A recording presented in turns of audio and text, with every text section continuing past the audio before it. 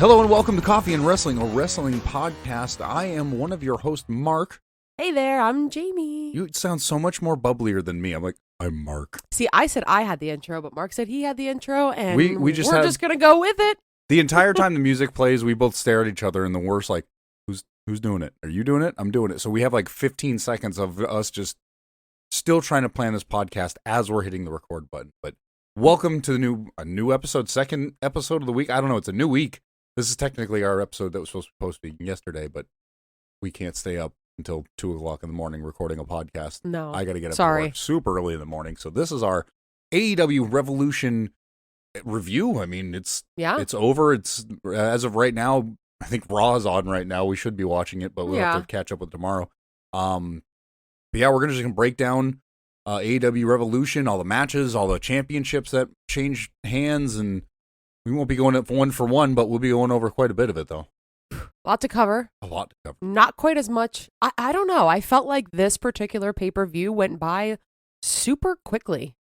I feel like it did, too. I feel like for some reason, the leading up to it, all day I was just like, all right, it's going to be 7 o'clock. Pre-show starts, 7 o'clock. Pre-show. It felt like it took forever to get to 7 o'clock. Right. Which was kind of good. I got a lot of stuff done that day. But it was... when it finally hit 7 and the pre-show started, and I was like, okay, there's only one match. We'll get probably like 20, 25 minutes, and everything else is filler. It just escalated from there. The pre-show felt like an hour, but then once 8 o'clock hit and it was bell time, like, man, it was, and they didn't stop. There was like a 30-second promo in between matches, and they're like, all right, your next match. One. Even when the initial match started in the pre-show, it went from there, and it seemed like there wasn't a lot afterwards. It was a very quick delay. Yep. I honestly, I think a lot of people, Twitter's so hard to follow. Sometimes people just say horrible things about things, but a lot of people didn't like the pre-show, and I personally did. I thought it was kind of cool. They did more of like a live WWE-esque pre-show to where we were getting, interviews. Well, I mean, and we that's had not Renee outside Paquette of the realm of AEW. They normally do that. No, but usually it's just all matches. Yeah. Usually the pre-show is all matches. You're talking about, like the filler in between. Yeah, the conversations. RJ City's a little awkward. We unfortunately, Jade Koth came over at like right at bell time, so we didn't really get any of the pre-match. But for somebody like that, unfortunately he came. It just yeah. Hold on, let me back that up. Well, it depends on who you ask. No, I'm kidding. But for somebody who's like that doesn't get to watch it weekly every single day or every, both Dynamite and Rampage, it would be good because you can sit down and kind of see like, okay, here's the card. I know what wrestling is. I know that there's a slew of matches. This at least gives you a little bit of meat and potatoes to the matches. So even if you miss something or you have absolutely no idea what you're even getting into, that kind of preps you for it. So it kind of gives you like, oh, okay, that guy's mad at that guy because he kicked his girlfriend in the ass or something. Yeah, because it gives you a bit of context to what you're about to watch. Right, because like you said, again, it just went so quick, so there wasn't a lot of anything in between. There wasn't promos in between. There wasn't backstage in between. It was just to the next match. So if you didn't it's free. Blow it out your ass. Yeah. Well, I just meant like the whole pay-per-view in general. I know. The pre-show just kind of set it up to make it a little bit easier to digest and understand what the ideas were. Right. Videos were really good. I thought it was great. Well, the video packages were great. I mean, I don't know who does AEW's like social media and like all these like video packages and photos and stuff, but they do an amazing job. Like WWE is really good with their stuff, but I feel like AEW is just a little bit over than what WWE does. It feels like they do a lot more effort into it. They put a lot more effort to it. They really think, like they did the whole like Dragon with the MJF Bryan Danielson match that we talked about this on the last podcast. They did one with John Moxley and Hangman Adam Page, right? Where they have these really cool pictures that they post on social media, just kind of get you excited. They're really entertaining. But aside from all of the glitz and glamour of setting up the actual pay-per-view, I think we pay respects, of course, to the opening pre-show match, which was great match, very fun and a great way to start off. But great to see the Lucha Brothers back. Good to see Mark Briscoe in action all time, and of course, the Varsity Athletes and Ari Daivari. They've become kind of a personal favorite of mine. Great team. Great pre-show opener. But yeah, let's get into the AEW Revolution pay-per-view. All right, so as we get into this, we a couple days ago posted our predictions for the pay-per-view. Both of us did fairly good. You got 6 out of 9. I got 8 out of 9. The only one I got incorrect was, oh God, I don't remember which one it was. Oh, the Samoa Joe and Wardlow. You and I both got that one wrong. We had Samoa Joe pegged, and nobody pegged Samoa Joe. And then Wardlow That's probably a good idea. Wardlow ended up getting the win. So you and I did pretty good. I mean, I feel like it was. Well, number one, let's go over. How did you feel about the pay-per-view overall? I honestly absolutely loved it. I know you were a little bit tired, and I kept looking over at you, but honestly, I was a tired boy. Yes, understandable. I'd worked all weekend in the sun. I am Larry the Lobster Red, by the way, but I honestly loved it. I have absolutely no complaints. It was one of, if not my favorite AEW pay-per-view. Okay. I think it stands up there with Forbidden Door for me, just as one of beginning to end, super entertaining. I have to. No downfalls. There was matches that weren't as good as the others, but I mean, that's nobody else's fault. I have to agree. I feel like this was definitely a grand slam for AEW, no pun intended. Because it was I know great. They got the grand slam, but I really think they did every match delivered the entire night. Even the pre-show match was a great way to start, get the crowd warmed up. It didn't have the biggest stars in AEW, but I feel like it was a great number one introduction to people that are going to be more current in ROH. But like I said, it was a great way to start the show, and then I think the rest of the show, everything popped off as well as it did. There was no big major issues. There was no sparklers instead of explosions. Yeah, right. There were no huge botches. There were no parts that you were like, oh my God, somebody got super hurt. Yeah, I think the only thing there was MJF when he went to hand the title to Bryce in the beginning of the main event. He kind of fumbled it. I mean, it is what it is. We're all human. Your hands, you have stroke hand every once in a while and you drop things. Sure. It is what it is. If you don't know what stroke hand is, I'm sorry. One person will understand what that is.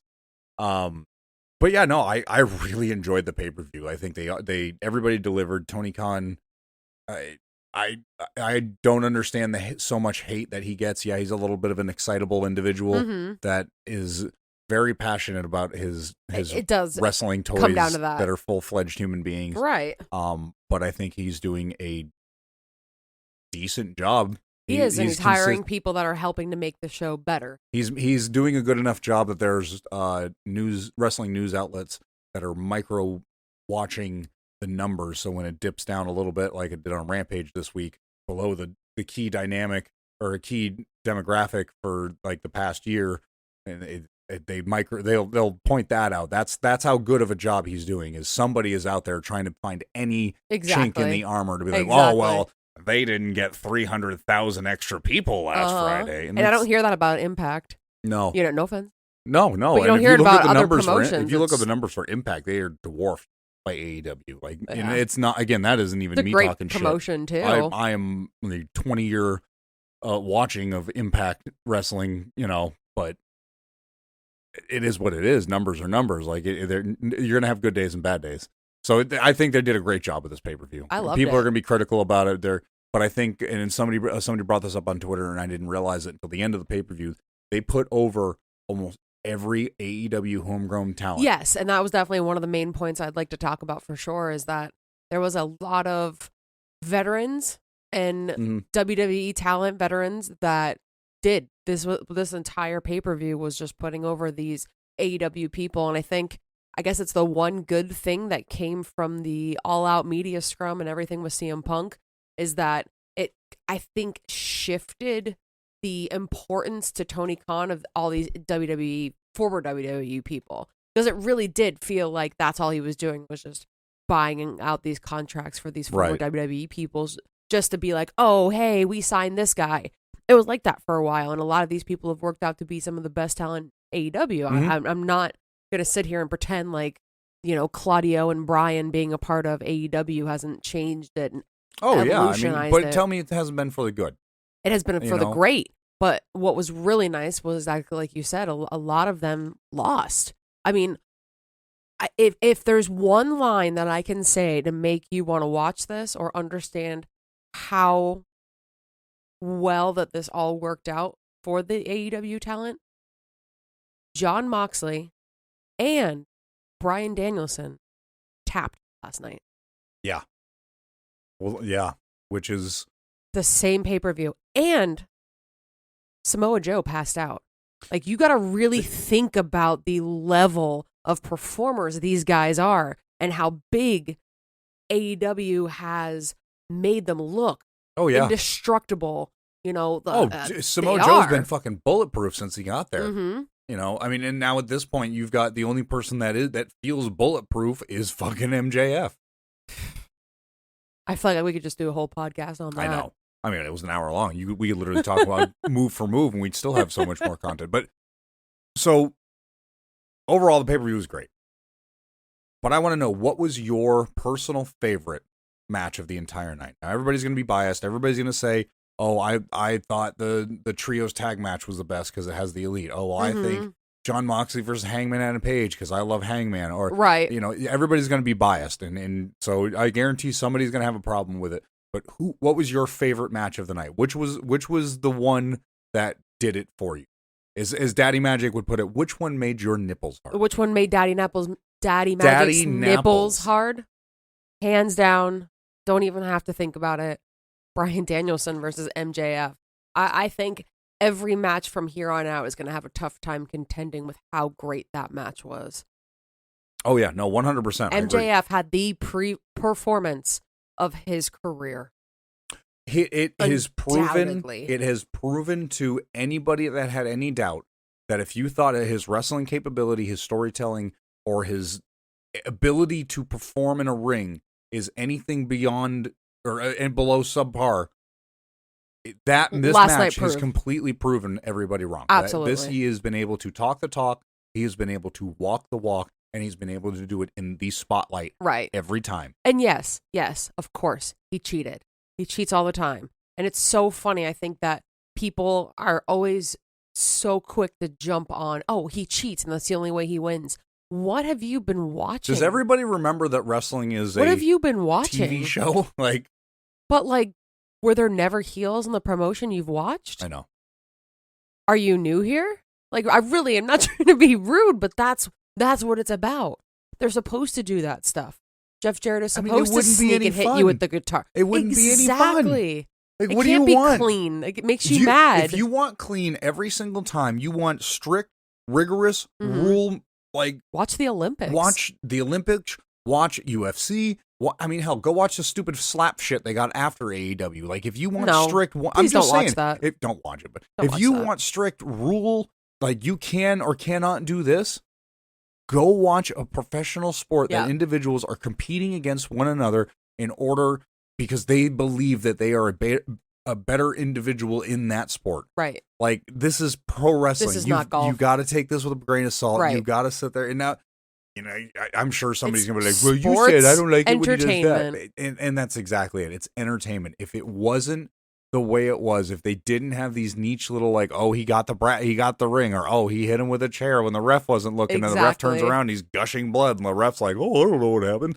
No fucking shit. That's what makes it interesting. If it wasn't like that, you'd be like, this is the stupidest shit in the world. That guy got disqualified 3 seconds into it because his buddy came in and kicked the guy in the nuts. Did anybody think the Brock Lesnar versus Bobby Lashley match was entertaining at the last pay-per-view premium live event? No. Because he did the one low blow and it was over, and we were like, that's example. It. That was it. It was what?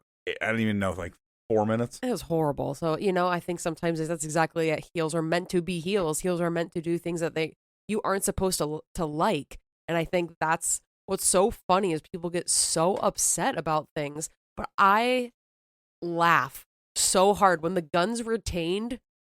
I laughed. My God, it was so good. So hard because I was like, this is entertaining. I told you this is so good. I didn't think they were going to. I really didn't think they were going to. But it was just so funny because you enjoyed the entire ride. It was like watching an episode of your favorite TV show. And now Danhausen has given their name back. He said, he said they are the Guns? He said he referred to him as they were the Guns last night. Wow. Yep. The respect level. Yep. So we, I don't know if we're not allowed to call them Ass Boys anymore. I'm not going to stop calling them Ass Boys until I get that T-shirt that Colin was wearing in that music video. Their music video. That was just tape. It was just tape. God damn it. Okay. Well. What about you? You didn't tell me. What was your favorite match? I was about to. God, so rushing.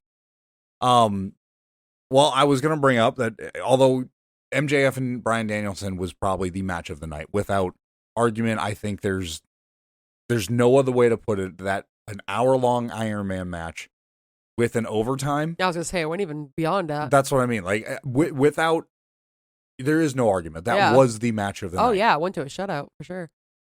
Shootout. Sorry. I gotta say, and I again with a lot of bias in this podcast, but it was the trios tag match for the trios title. Oh, I loved it. We actually had to go back and rewatch it because I missed a couple of spots. We did. And but I am... Wow, I'm glad I could rewind it today and watch it because there's so many spots. I was like, one more time? I know, right? One more time? My brain didn't process that. Can you? I got to point this out. So, yeah, the House of Black are your new trios tag title champions. That's a mouthful. But I got to shout out Kenny Omega. And I'm not the biggest Kenny Omega fan. That doesn't mean I'm not a fan of Kenny Omega. I'm just not the wrestling fan that has pictures of Kenny Omega in my fucking locker at school.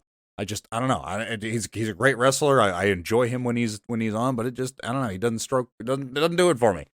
But I gotta give him credit. He lifted up Brody King like that dude was a bag of potatoes. Oh, for real? Like, not even a breath. No, and it was quick. It was literally like he picked up something on his shoulders, like it was an everyday item. He really is impressive. It's always he is crazy to see how strong he is. He is, and I hate saying that because I hate saying that, but I hate like acting like I don't like watching him. I do enjoy watching his work, but I don't know. I guess I'm a Will Ospreay kind of guy. Like, I don't know. Kenny Omega, I guess I missed the Kenny Omega like hype train years ago. Like when he came on, still to this day, when he comes out and he's referenced as the cleaner, when he was coming out with the women with the brooms, like to me, it's still like, what a fucking goofball. Oh, he is 100% a goofball. I think that's why I like him. Which is great. Like I'm so glad that he's doing his thing. I love that they're just like the guys that like play video games after their matches. For sure. And I don't know. It's just entertaining. It's really funny. You know, you think of like the 90s WWE locker room and they're back there like snorting cocaine and like hookers and stuff are coming. Kenny taking Omega shots is down in creatine and pre-workout, right? And then going to play Street Fighter 5 against Adam Cole for 6 hours on Twitch. While they eat Wendy's. Yeah. Yeah, talking about super kicks and fucking Nike Airs. God, what a world we live in now. We went from cocaine and strippers to fucking Final Fantasy and fucking Adidas. Right? God damn. When we were kids, being a dork wasn't cool, but now it's like cool to be dorky. When we were kids, being a wrestler meant that was going to be the end of your life. Oh, well, yeah. Nowadays, being a wrestler just means it's the beginning of your social media career. Yeah. But yeah, this match, I'm a huge Brody King fan. I come from the punk rock hardcore scene, so Brody King, Andy Williams, they are the two dudes that I really, and plus they're just big dudes. Oh yeah, I always love the big I need to men. make a T-shirt that involves big meaty men, but I love big meaty men in wrestling. I love dudes that throw people around and hurt people and bang shit and fucking break shit. And I'm telling you right now, in $198. That's how much one of these goddamn announcer tables that they break. I'm going to start keeping a tally. I'm going to start keeping a tally. When next AEW Revolution comes around, I'm going to have the full total of how many tables they have broken and how much it's cost for the entire year. Well, I can tell you what, right now, it was worth the $200 for that elbow drop that MJF gave Bryan Danielson through that one table. Amazing. Ugh. Dude didn't skip a beat at Revolution. No. I'm just going to throw this out there because it's just what I feel, but it felt to me, sorry, Fourth Wall, breaking you down. It felt to me like maybe MJF had trained with Bryan. Probably. He was like pulling off some stuff that he had like never, there was no card for that, like right. He'd never pulled off some moves. He did like a second rope backflip out of the ring to Bryan at one point. Like there was just a lot of things I've never seen MJF do, but just the way that he was like technically doing a lot of stuff. Yeah, it seemed like maybe him and Bryan had kind of like gone over some stuff to do in the match. It was so well produced, but not overly produced. I know that's like a weird way to describe the match, but so where do you think this leaves after a match like that? Where do you think this leaves MJF to go from here? Like, who's MJF's next big opponent? I would honestly say I didn't know if him and Adam Cole weren't going back and forth on Twitter so much, especially with Britt Baker kind of chiming in. And Adam Cole keep not referring to who Adam Cole's opponent is going to be on that Dynamite when he comes back. So I think feel it's like on the 29th. Yeah, something like that. I doubt it's MJF. I doubt he's going to come back for that's a pay-per-view match. What, two of them? For the championship? Oh, yeah. Well, I didn't mean like a championship match. I just meant like just in general, like, oh, I'm coming for you kind of thing. Right. He can kind of establish that, work his way up, and then somehow he kind of calls out MJF for the championship. Gotcha. And that's where he's kind of going. Because he said he has a plan, but hasn't really said anything. So I think that's kind of what's going to happen. But if you would have said that before Revolution, you would have been like, oh, well, then that's so obvious that MJF is going to retain. Right. So, personally, that's what I'm thinking. That's kind of what I'm thinking they're going, especially with all the hype of him coming back. And, I mean, Adam Cole was on fire when he left, and I'm sure he's going to be just as hot when he comes back. I mean, already is. Every time he walks out there, the crowd goes absolutely batshit. Absolutely. His entrance alone. Yeah, right. Well, with that being said, who do you think's up next for House of Black? Now that the Elite, I could see them might get a rematch because that's just how these these championships usually are. Although AEW is not one to kind of use that moniker to where it's like, oh, you get your guaranteed rematch clause. Yeah, they don't always do that, which is nice because how many times do you want to see the same match? Right, and we've got Death Triangles kind of on the it hasn't been around for a while. We just saw Penta and Ray come back on the pre-show. Right, not Pac though. Not Pac. Haven't heard anything about him. Where do you think this leaves the House of Black? I mean, they've said that they're pretty much going to uproot AEW from the ground up, and that's then kind of their whole mission. So I mean, this is just the beginning, I'm assuming. So where do we go from here? I mean, a lot of different tag teams come to mind. I guess the nice thing about factions is you can take, insert these three people from that faction, but the one that I think that would be really entertaining, sure, you got to say I'm a little bit biased in saying so, but Dark Order. Okay. They've changed up their music. They had Evil Uno fight John Moxley in a great match. John Silver and Alex Reynolds have been fighting pretty frequently. Right. It would be fun. I mean, they have like a good high energy. Obviously, Alex Reynolds and John Silver are a great tag team. They've been working together for years. And they've been teaming with Evil Uno ever since Dark Order's been a thing. It has like a dark presence, no pun intended, to it. So right. Yeah, I feel like that would be a really fun. Yeah, you could play off of that aspect of one dark menacing trio against another dark menacing trio. Plus, they're both like kind of like join the House of Black, join the Dark Order kind of thing. It would be like. Well, we do also have, there was that little like storyline with Ortiz for a little bit that like kind of planted a seed, and I feel like it was just a breakup. Tito. I don't know why I say Tito every time I think of Ortiz. Wrong Ortiz. It's Tito Ortiz from fucking the UFC. Yeah. I don't know why he lives rent free in my head. But they had that little spat between him and Eddie, so now they're on the outs. Now, right. Eddie quit. Yeah, he quit. He quit.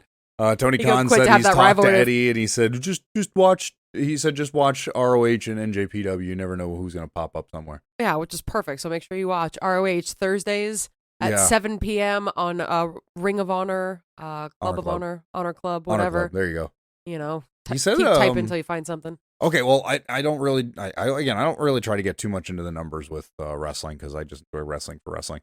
But he did come out of the media scrum and state that there was, I believe, 12,000 people who subscribed to the Honor Club, and I ran the numbers. I think it's $8.99 for the Honor Club, or it's $7.99. I thought it was $9.99. I don't know. Okay, let's say it's $10, but even then, it's like $100,000. Yeah, that you get a month. So he just basically reinstated a Ring of Honor, and is getting the money that he got at AEW Revolution for the ticket sales. He basically just gets a free pay-per-view event every month. Right. Now, just in Honor Club. Yeah. And I can understand why people are a little bit upset about it because you do have to pay that extra money. Oh, but you're supporting. Where do you think these people get paid Ring from? of Honor. I mean, yeah. It's like we talked about in the last podcast, buy the t-shirt, support the cause. You think Daddy Khan pays these guys out of pocket because he thinks he probably did for a while. That nice. I mean, yeah, I'm sure. Honest to God, he probably did for a while. They probably took a loss for at least a year or two. And I'm sure they still are, but Christ, they got the money for with the deals and stuff now. But hopefully it'll work out that they can get a TV deal so that Ring of Honor can be available to more people that, obviously don't want to spend the money or can't afford to. Right. But you just got to remember that this is how they have to start out. At least we're getting the content, and the content is there. The camera quality is absolutely there. Yeah. The matches, the opponents. Unfortunately, Aussie Open, I think, went back home. I just saw something about, we loved our time in the United States, which is really? I was really a bummer, which is kind of cool because we were able to see them before they actually went back home. Yeah, that was cool. Yeah, that was neat. Spoilers for ROH, but you never know who's going to be in all of these promotions. So it's subscribe, Going back to the House of Black match. Yeah. One thing I did notice when I believe it was Brody King and Kenny Omega were exchanging blows. There, the classic wrestling yay boo chant. One guy hits yay, one guy hits boo. They were booing the Elite. I noticed they were booing the Elite. They were booing the Elite. I mean, because they were in California, which is where the Young Bucks are from. And I mean, they're always fan favorites. Uh-huh. But man, people were really behind the House of Black. Well, they had a really good entrance. Julia Hart. Wow. You were actually telling me that Brody King picked out all her clothing and everything for the pay-per-view. Yeah. She looked great. The whole they all did. The aesthetic was amazing. Gave me chills. You called me out, so I'm going to call you out. You told me that I didn't realize that Brody King's wife is a makeup artist. Mm-hmm. So I think she probably did the makeup for it. I'm sure their makeup was on point. Oh, it looked good. It just, it was one of those things that you get this premonition, and the second they walked out, I was like, it is happening. Oh yeah, with the entrance. It's like when the Lucha Bros faced the Young Bucks in the cage. Oh my god, that will go down maybe as my favorite match I've ever watched. I just absolutely that's love something that we need match. to do. We need to sit down and do a live podcast and rewatch that match. And we've watched it a couple times, and it ages well. It's still one of the such best a great AEW's match. ever put on. But when the Lucha Bros came out and they had that really good entrance and all that extra pizzazz to it, it's the same thing. You're like, oh, this is so good. happening. They're winning it. They're winning it. Oh, yeah. And that's how it felt with House of Black. They're like, wow, they put all this extra time and effort into the entrance. Yeah. And then the three of them with the silhouettes behind Julia before they walked out. As they walked up, I had so chills. Good. If you haven't watched it, if you haven't been able to get the pay-per-view, I'm sure you can find somebody post I wish the I could let you intro borrow our login, but that would be chaotic as hell. So good. It was one of their best matches as the House of Black, and with the momentum they've got behind them. I honestly, I asked you that question of who you think they'd be facing next, or rivaling against. I honestly don't have an idea because I can't think of a team that could even oppose those three guys as competitors, let alone kayfabe behind fourth wall. Maybe if the Embassy weren't in ROH. Oh my God, I didn't even think about the Embassy. Give me the Embassy versus the House of Black. I mean, Forbidden Door. That is one wiener from falling out from me being watching gay porn, but I don't care. Get me some meat on meat. Yeah. Brody King slapping up on fucking Khan. Let's fucking go. Let's fucking go. Big man meat. I'm telling you. We keep talking about big meaty men, and we keep saying something about Brody, but buddy, you didn't have to work out that hard, dude. He's not as big, but man, is he meaty. He is so wide, but wow. Shout out to Buddy, who shout out to Rhea. Opinion. Wow, I don't know how you guys tame each other. It must get kinky. Woo! Shout out to Buddy, who, in my opinion, was MVP of the night when he reversed that Meltzer driver with the knee. Oh, I don't remember. Was it Nick that got nailed in the face? Oh my God, that poor man. Ouch. His teeth it was are Nick. still rattling. Absolutely fantastic. It was vicious. Other spot of the night that I really would like to talk about how great Kenny Omega is. Another spot I'd like to talk about is when I know what you're talking about. Malachi Black, kind of backed up at one point up into the ropes. Julia Hart was behind him. He did the classic female manager. Whoop, and he bends over, he bends down, and Kenny Omega goes to hit the V trigger on Malachi, and he ends up hitting it on Julia, and Julia falls to the ground, and she sells it super hard, and she's out, and Kenny Omega looks over, and he goes, just kind of shrugs and goes, it off. Whatever. Love it. It was, I don't know. I don't think it was match of the night. in performance-wise, but personally, it was my favorite. It was definitely a feel-good moment. Oh, yeah. It was a feel-good moment because for so long... Felt like the home team hit for real. For so long, there was just everybody, Twitter warriors were saying that Malachi Black and Buddy Murphy were gone. They were leaving they were gone. AEW. They were back to They're going to WWE. You know, their wives and girlfriends or whatever are over in the different company, and they're leaving. And, you know, when in all reality, they both said they just needed some mental health time. And now they've come back better than ever. Oh, yeah. Malachi kicks so fucking high. I don't even know how he manages to pull that off without, like, pulling a hammy. At least I would. Just, I don't know. It was such a good feel-good moment for all three of them, you said. So, you brought up going to WWE and blah, blah, blah, and I think the surprise of the night, the biggest, because you and I talked about it before Revolution started, what was going to be the big, like, oh my God, this person debuted. You and I kind of threw the idea of probably Mercedes Moné. When it push came to shove, I thought if anybody, that was going to be who comes out, and everybody's like, oh my God. None of that happened. Nobody new debuted. Surprisingly. But I got to tell you, probably one of the biggest pops of the night is after the four-way tag match when the Guns won. People are crying about it. And they are just talking shit, and they bring up FTR, and lo and behold, that sweet angelic music, FTR walks back through. And the reason I bring that up is Dax was recently tweeting out about things for his new podcast, and on the side there was a paper that looked awfully like a document that had a WWE logo on it. But it seems like, at least for until the end of April, which I believe is when their contracts are up, FTR's back. To put over the Guns before they leave for WWE? I mean, could be.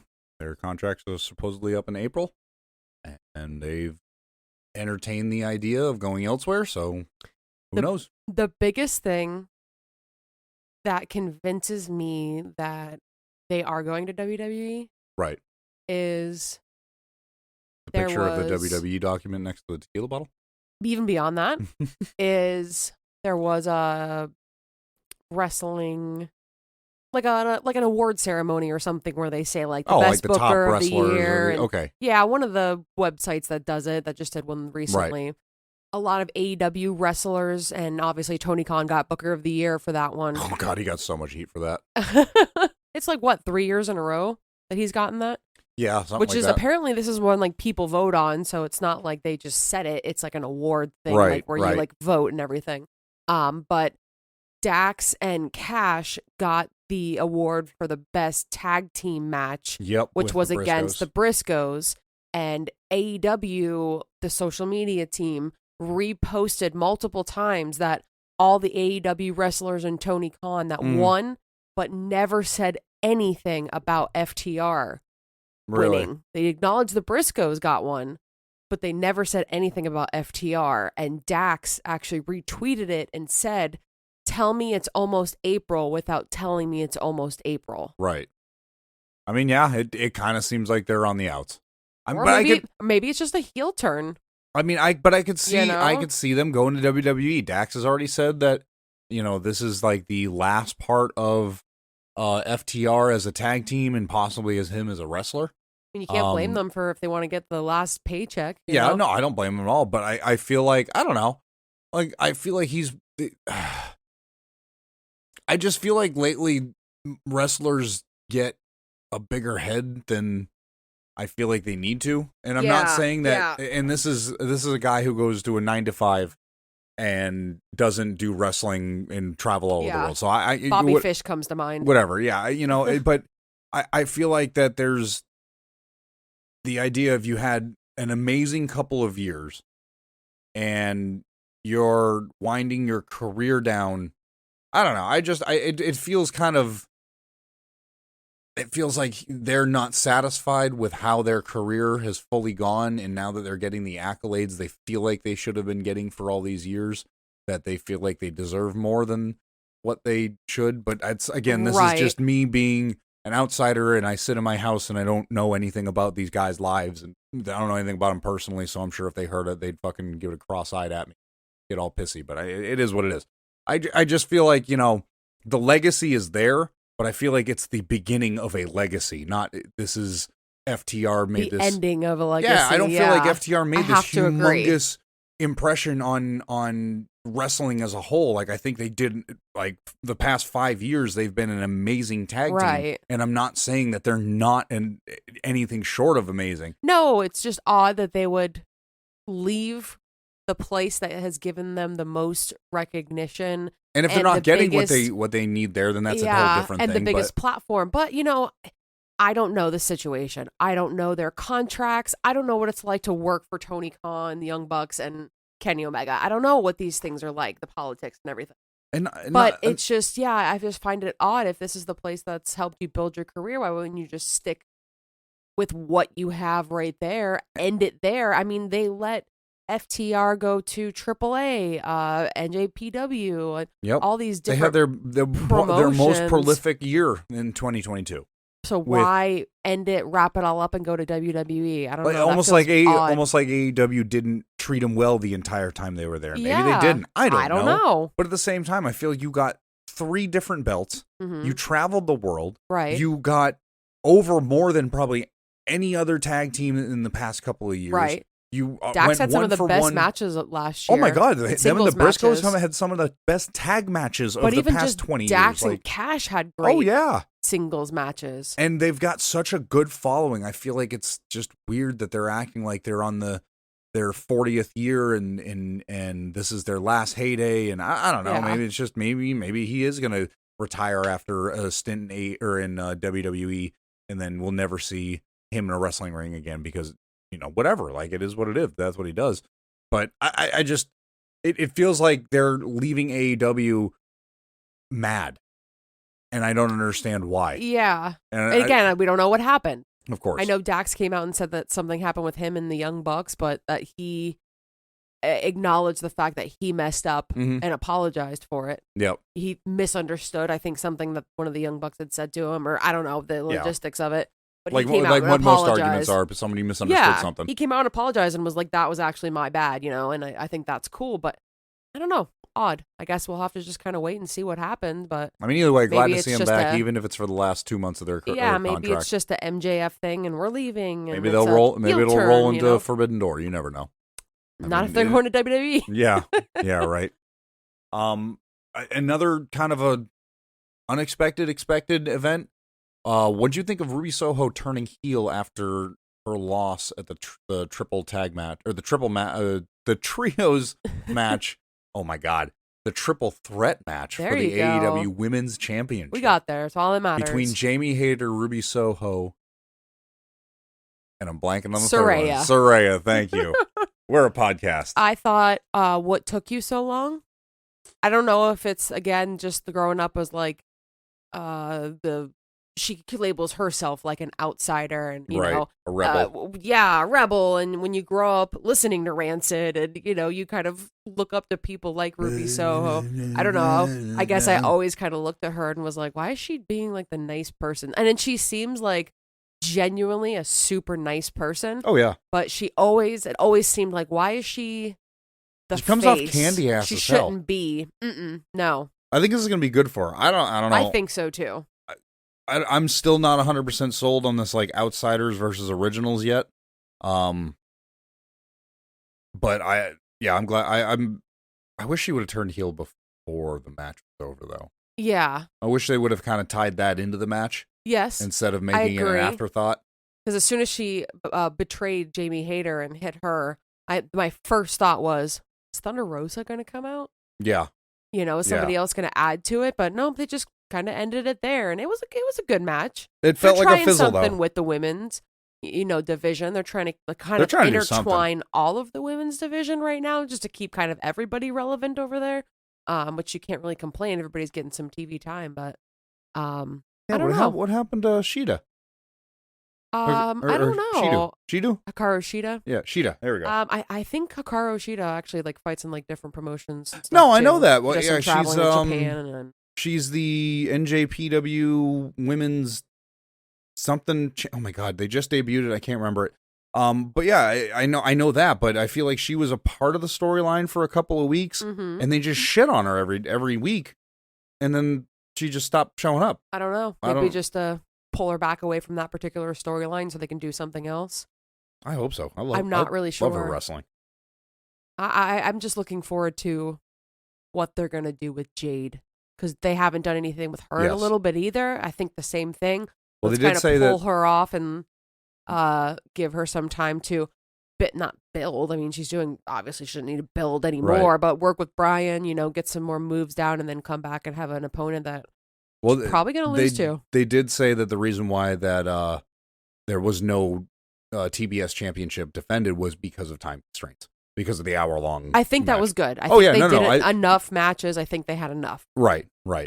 All right, well, I guess final point of the pay-per-view. I mean, there's a lot to unpack. We literally could sit here. It was a 4-hour pay-per-view, but we could sit here for twice that and talk about it. Well, actually, I have one question for you when you are finished. Okay, no, I'll let you do it surprise, first. Surprise. Go ahead. Oh, you're going to... okay, all right.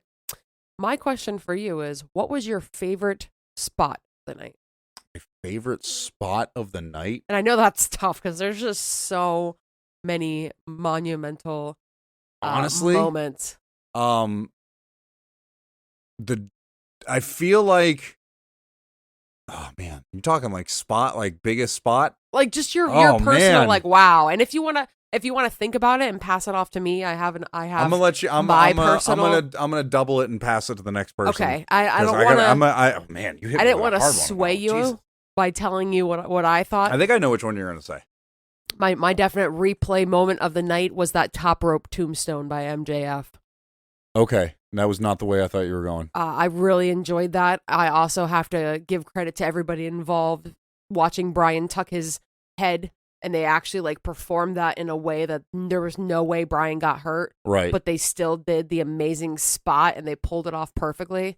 Loved it. That was absolutely my favorite moment. I gotta. That was a good one. That really was one of those, he got up to the top and you were like, no fucking I know, way. Right? You're like, no. Because they'll tease. You sometimes you get moments like that where they're like, you're going to go to the top rope and they tease. They'll have somebody in a powerbomb position, but their legs aren't right, so they can't get the actual, and they would kill them. If you're going to talk about favorite spot, the one that made my jaw hit the floor,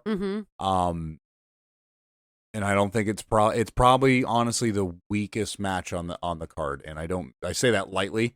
There was no weak match. It wasn't a weak match, but I feel like the one with the least amount of momentum was Jack Perry versus Christian Cage. Okay. And the spot, what I'm talking about, number one, I'm calling it out.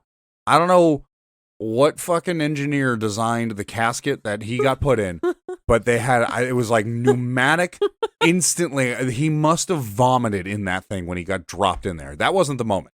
That one made me just laugh because I couldn't believe how it was so quick and violent. Yeah. Just and then, holy Christ. But right before that, it was when Jack Perry hit Christian with that it wasn't a concerto. It's like a modified concerto where, and he's on the ground. Oh, he blasted him. I absolutely blasted him. I thought Beth Phoenix got it bad. No. Beth Phoenix got daycare compared to what that shit was. He broke the top half of the chair on that swing. Bent. It was, and he did it right, obviously, because we haven't heard anything about Christian's brain leaking out of the back of his head. So I'm assuming all parties are safe. Yeah, thank God. I was just the violence that took was just like, damn. And you had brought it up a couple days ago on our last episode of burying the Jungle Boy moniker. Yeah. And I think with that hit, he didn't bury it. He fucking whack-a-moled that bitch straight to hell. And the camera went right to him and he covered up his face because he looked unhappy. Shit. He looked very unhappy with himself. But that was a great spot. That was the one that it made me sit up off the couch like, holy shit. I obviously I knew it was going to happen. He had to raise it up, and it's been in the calling card of this whole rivalry. Right. It was full blast. Full fucking everything he had into that. And I'm sure they had a conversation prior to this match and said, listen, we're going to end this rivalry tonight. Yep. This is going to be our fucking peak of our Christian's rivalry. Not afraid to do that, hit me. Yep. Fucking cave my head in. You have to. You got to make it look real. And it was real. And this is another amazing example of a tried and true veteran putting over an up-and-coming star that is already he's considered a pillar of AEW. Exactly. I mean, absolutely we're talking about Jack Perry phenomenal. Now. Phenomenal. If you don't follow us on Twitter at CAW Wrestling Pod, I actually tweeted at one point, and I zoomed in for you just in case you missed it. There was a great, just at the ending of the match between Jon Moxley and Hangman Adam Page, somebody had got a picture of the barbed wire in the ring, and there was a legitimate clump of Hangman Adam Page's hair in the barbed wire. And that spot with Jon Moxley and the fork and his blood was shooting all over Jon Moxley's face. I don't care what you say. If you think I'm a piece of shit for being entertained by that, I loved it. Oh, yeah. Again, sorry, nighttime tea. That was my alarm for that. My bad. He full bore gave it to him too. Jon Moxley did not hold back. He literally New Jacked him. He stabbed the absolute shit out of him, and he was absolutely destroyed him. pouring blood. That's another one I need to go back and rewatch. Hangman won that.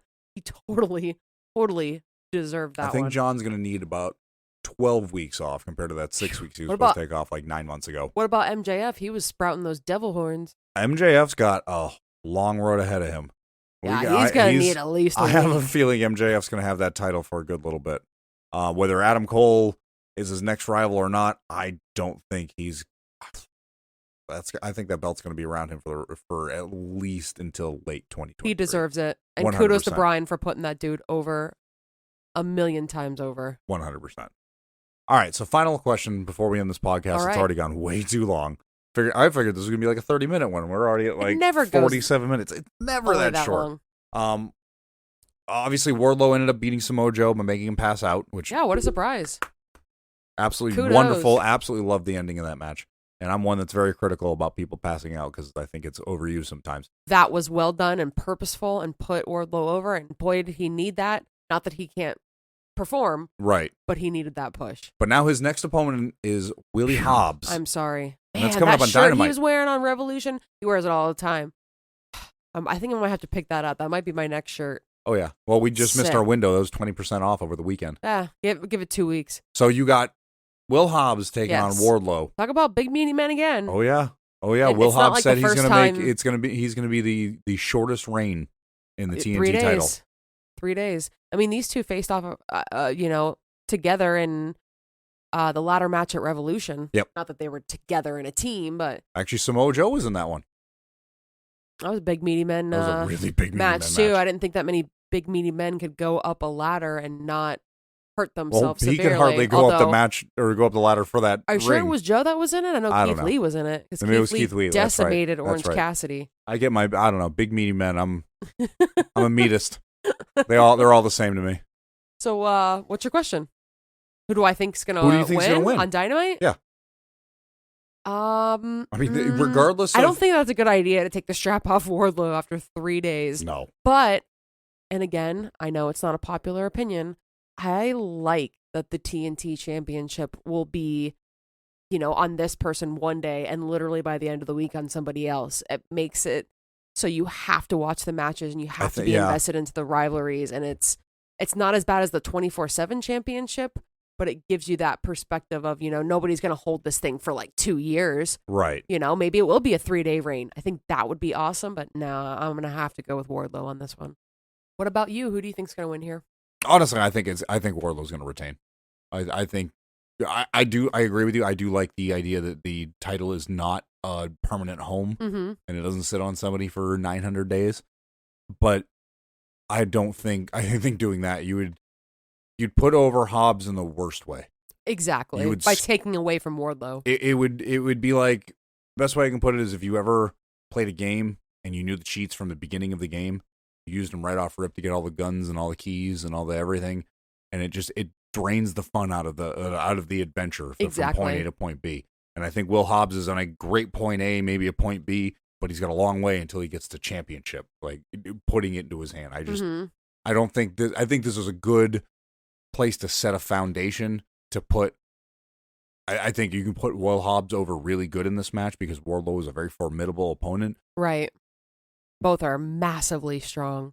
But yeah, if you're gonna look at, if you had no idea what these guys were capable of between the two of them, and you were just looking at them at face value, 100% I'd go with Will Hobbs.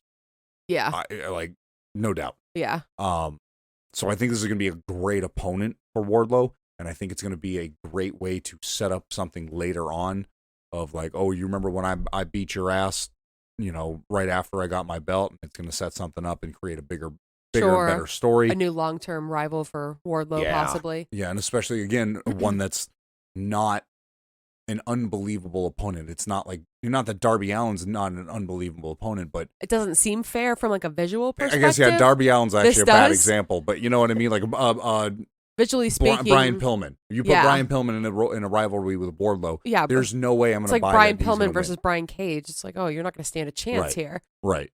At least these two guys sit in the ring, but this is a pay-per-view match. Absolutely. And I don't think Wednesday's going to be a pay-per-view match. I think it's going to be a good match between the two of them. And like I said, it's going to set something up later on, whether it's at Forbidden Door. I think Forbidden Door is the next pay-per-view, right? That's not until June. So I don't know. That seems like a pretty long time, but actually they just announced it. Oh, that's right. Actually, Double or Nothing is going to be in Las Vegas. That's right. I actually have it on my notes. I believe it's at the end of April. Yes. Well, actually, not that far away. No, we have that beforehand. So in all reality, we really are building for the next pay-per-view. But even before that, we got WrestleMania, which is going to be a 2-day event. I don't know if I'm going to have the capability of podcasting that. Much. That's a lot. It's too much. That's way too much. And how can you sit there and say, oh, Revolution's too long and WrestleMania is 2 days? 2 fucking days. And I know I'm a little bit biased here, but I think the matches were better for Revolution than some of these WrestleMania matches. I don't know. I'm not really super excited. You're not excited for Brock and Omos? I can't believe Brock said he didn't want to fight Bray Wyatt. I'm telling you, Bray. we could podcast every week or every day in the week just on the BS that happens on Twitter, and it's absolutely crazy. Oh, it's so good. I don't know if you happen to see, because I know Monday's a hard day for you as far as work goes, but I was a sleepy boy this morning. Completely random thing here real quick. We're just talking about Twitter. I happened to see a video this morning, and it was basically like a parody interview video of Mick Foley trying out for the Judgment Day. Oh, God. So he was just like, here's my capabilities and my strengths, and this is what I can bring to the Judgment Day. And was talking about being a former champion. He got thrown through the steel cage, wrestled with Terry Funk, I don't know all if these I'd want things. him on my team. I feel like I'd get hurt. Absolutely hysterical. And he was like, yeah, I've done hard time. And the longer the video went on, the more teardrops that Mick Foley had on his face. So at one point there was like 20 teardrops like on his cheek, and they started putting them on his forehead. Oh my God. It was so... Was it animated? No. They were like just drawing it with like marker. It was just like a parody. It was well shot. It was well produced. Mick sold it so well. Like it was him. Oh, it was 1,000%. It was 1,000% the Mick Foley, just randomly shot. The one and only. Like Love Mick Judgment Foley. Day needs to hire me. I may not have done hard time like Dominic, and I may not have the dark presence like Damian Priest, and I may not have the abs like Finn Balor, and I may not have the strength like Rhea Ripley, but I'm a 3-time WWF World Champion. And he was just like selling himself. And like I said, the longer the video went on, he had like these fake teardrops all over his face. Go on Twitter. It was absolutely hysterical. We'll watch it when this is finished. Yeah, we'll have to. I don't know. WWE doesn't a lot going for me, so I think anything Judgment Day and anything like that is absolutely hysterical. But WrestleMania is coming up, so yep. You never know what Triple H Vince is going to pull out of his arsenal. Yeah, right. All right, so that's going to wrap up our AEW Revolution episode for 2023. A lot of bloodshed, a lot of really good matches. If you haven't seen it yet, go back and watch it. Buy the pay-per-view. It's worth the, $49.99? Yeah, if you get 5 friends, $10 a piece. This is worth every minute. You get to watch it over and over again, and I know for a fact there's like 2 or 3 matches that I want to go back and rewatch because either I missed parts, because we watched that trios match and we were watching, and both of us were still like, I don't remember that. Sometimes you get a little bit tired, so go back, watch it if you haven't already. It deserves. It deserves the time. Amazing. But thank you for joining us. Make sure you follow us on Twitter, Instagram, Facebook, YouTube, at CAW Wrestling Pod, where we try to do our best to tweet every week during Raw, SmackDown, Dynamite, Rampage, and JPW, ROH. I mean, GCW. We're going to be there in a couple months. Yeah, you never know. Make sure you follow me on Twitter. I'm at A Bacon Party. I am at Gunk Dudley, and make sure you leave us a 5-star review on whether it's Spotify. I keep wanting to say iTunes. That's not right. Apple Music. But that gets us out there and it spreads awareness about us and gets the word out for us and makes it better for you. So if you could do that, I really appreciate it. Thank you so much for joining us, and we will catch you in the next episode.